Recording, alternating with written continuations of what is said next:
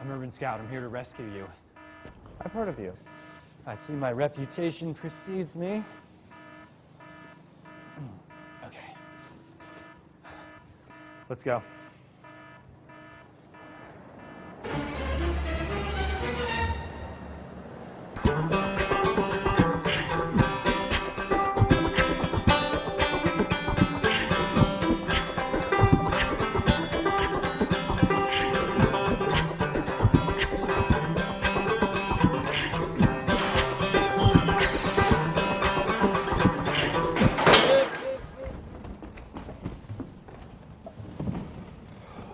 Safe in here. Good. You know, I've been through a lot to rescue you. Tell me. Well, I was shot at. I got pushed off a bridge. Saved a kitten from a tree. Saved a kitten from a tree? Yeah. Yeah.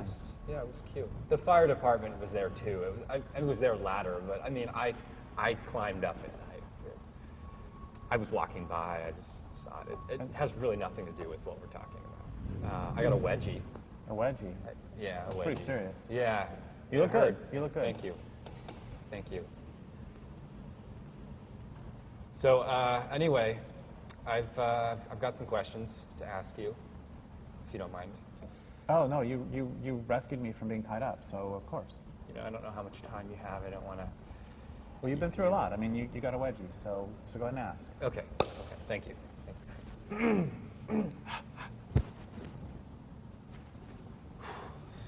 So, what is sustainability? Well, most basically, sustainability is the ability to maintain a way of life indefinitely. And so a culture would be sustainable if it can stay in place for all practical purposes forever. You know, I've been bashing civilization, which is this way of life. I've been bashing civilization for a lot of years, and I decided that I'd probably better finally define it. And the way I've defined civilization is a way of life characterized by the growth of cities. And that's defensible both linguistically and historically. And that's nice, Derrick, but what's a city? And a city I've defined as a collection of people living in numbers large enough to require the importation of resources. And the way this ties back to sustainability is as soon as you require the importation of resources, two things happen, which, by the way, also back up a second. A sustainable culture is one that can stay there over time. And where I live is Tolowa land, Tolowa Indians, and Yurok land in Northern California. And the Tolowa lived there for 12,500 years, if you believe the myths of science. If you believe the myths of the Tolowa, then they lived there since the beginning of time.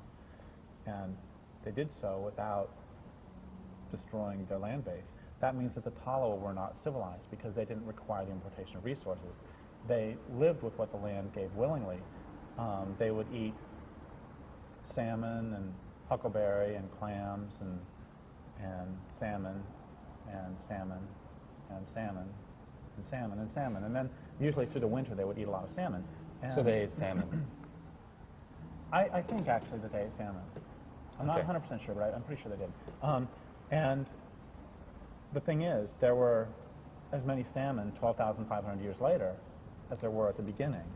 And to contrast that, this culture has been there for maybe 150, 160, 170 years, and the area's hammered. So two things happen as soon as you require the importation of resources. One is that your way of life will never be sustainable, because if you require the importation of resources, it means you've denuded the landscape of that particular resource. And as your city grows, you'll denude an ever larger area. Cities always require an outside that they're sucking from. And the second thing it means is that if you require the importation of resources, it means that your way of life must be based on violence, because if you require the importation of resources, trade will never be sufficiently reliable. If the people in the next watershed over aren't going to trade you for this, you're going to take it because you need it, which means we could all become absolutely enlightened, and the U.S. military would still have to be huge, because how else are they going to steal everybody's oil? How else are they going to get access to all this oil that they need to run the economy? So on a fundamental level, sustainability can only happen if you are not taking more from the land than you're giving back. It's pretty obvious. Say that again. If you're not giving back, if If you're taking more than what you're giving back, then you will never be sustainable. That means that we could all become these nice, wonderful, green, perfect little greeny recyclers, and it wouldn't matter in terms of fundamental sustainability because cities still require the importation of resources, and which means they're still hammering some other area. Say to quantify this, say you have 100 units of health, and the land is 100% healthy, and then next year it's 99% healthy, and then 98% healthy, and then 97% healthy. By definition, it's not sustainable because it's a declining slope, which eventually will hit zero. A few years ago, I was riding in a car with a friend of mine, and we were stuck in traffic, and I was just making conversation, and I said, "So George, if you could live at any level of technology that you wanted, what would it be?" And George was not in a very good mood that day, and he said, "That's a really stupid question, Derrick, because we can fantasize whatever we want, but the truth is there's only one level of technology that's sustainable, and that's the Stone Age. And we will be there again someday, and the only question really is what's left of the world when we get there." And it doesn't take a rocket scientist to figure out that any way of living that's based on the use of non-renewable resources won't last. If your way of living is based on, I don't know, let's take a random example, oil. And there are finite amounts of oil, eventually you'll run out. For a way of life to be sustainable, it can't be based on non-renewable resources. And I would go further, and I would say that for a way of life to be sustainable, it can't be based on the hyper-exploitation of renewable resources, like salmon. I know we've all been told this big line about how natural selection and evolution is based on competition, that what you need to do is grab the resources as quickly as you can, but I can disprove that in one sentence if you'll give me a couple semicolons. And I'll give you two semicolons. Okay. 2 semicolons, how much it's going to take me? Which is those creatures who survived in the long run have survived in the long run. You would agree with that. Semicolon. And you don't survive in the long run by hyper-exploiting your surroundings. Semicolon. You survive in the long run by actually making your habitat better, by improving the habitat, by having the habitat, the land, be actually glad you're there. I want to say one more thing. If your way of life is based on the hyper-exploitation of renewable resources, it won't last. It's not sustainable. And I would go one step further, and I would say that any way of life that's based on the use of resources won't last. And what I mean by that is that salmon don't consider themselves resources, and trees don't consider themselves resources. They're just salmon, they're just trees. And that's really important because there's a great line by a Canadian lumberman, "When I look at trees, I see dollar bills. And if when I look at trees, I see dollar bills, I'm going to treat them one way. And if when I look at trees, I see trees, I'll treat them another way. If when I look at this particular tree, I see this particular tree, I'll treat it differently still. Same with salmon. If when I look at salmon, I see dollar bills, I'm going to treat them one way. If when I look at salmon, I see salmon, treat them differently. If when I look at this particular salmon, I see this particular salmon. It's the same all the way around. If when I look at women, I see orifices, I'll treat them one way. If I see sex objects, I'll treat them one way. If when I look at women, I see women, I'll treat them another way. And if when I look at this particular woman, I see this particular woman, I'll treat her differently still.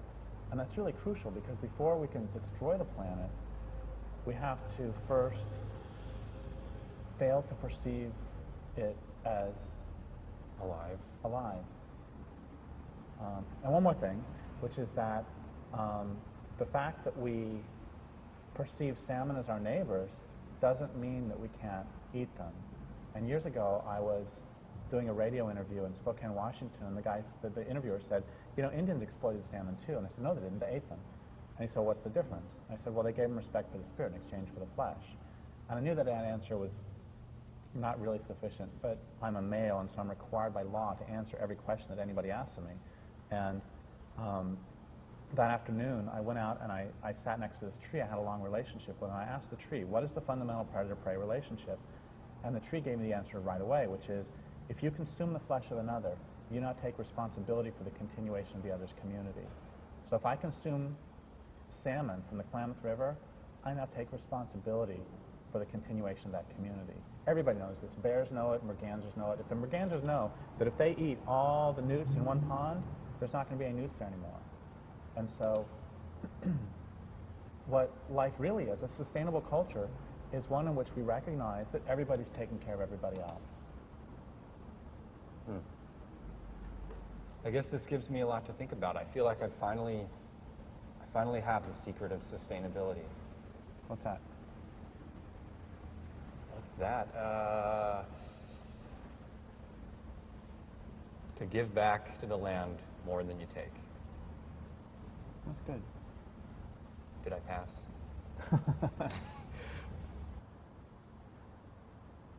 I guess that's it. Thank you, Derrick. Well, thank you. It's been a pleasure. We better get out of here, though. Okay. All right. Oh, wait. You go that way. I'll go this way. Okay. Okay. Right, stop.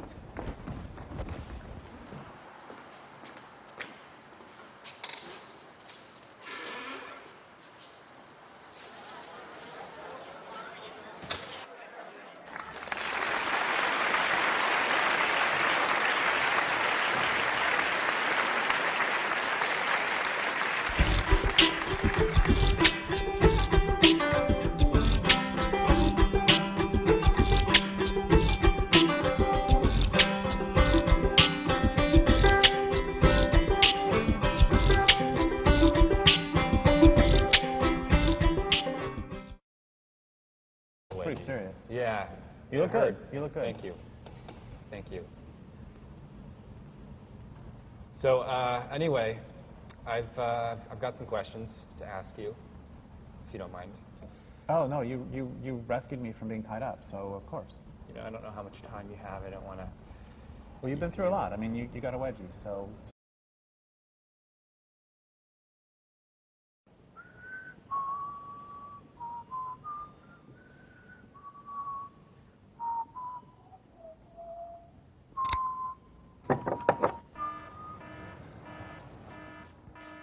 I'm Urban Scout. I'm here to rescue you. I've heard of you. I see my reputation precedes me.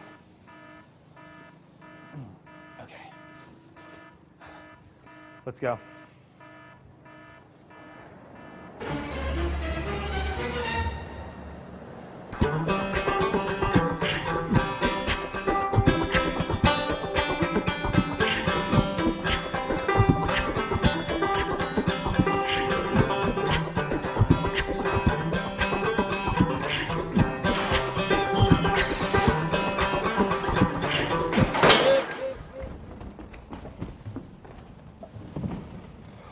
We'll be safe in here. Good. You know, I've been through a lot to rescue you. Tell me.